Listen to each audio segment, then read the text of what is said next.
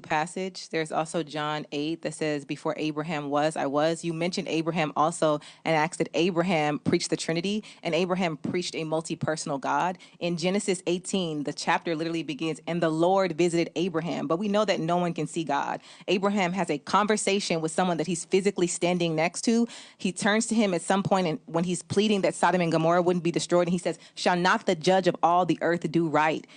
That's why John 8 points back to that same instance, because he said, Abraham rejoiced at seeing me. Abraham did see him. He experienced him in Genesis 18. So Jesus claimed to be God. I feel like I've answered that sufficiently. And there's verses that we can exchange and go back and forth. It's dependent on whether you want to receive them or accept them. But Jesus, as I said, claims to be God both with his action and with his speech. The divine titles, the divine prerogative of reading minds, the divine prerogative of forgiving sins, all of these make it abundantly clear, which is why the Pharisees literally said, who can forgive sins but God, in their head, which they were right. And he answered and said, so that you may know that the Son of Man has power on earth to forgive sins. He's telling you in those words that he is God.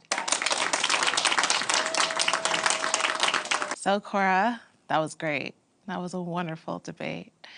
How was the experience for you? It was great. I feel like all the points that I wanted to touch on were touched on.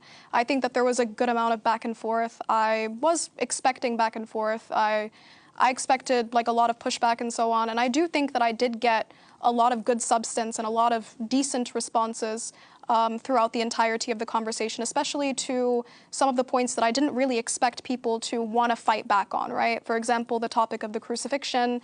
People don't usually touch on that topic, which is why I picked it.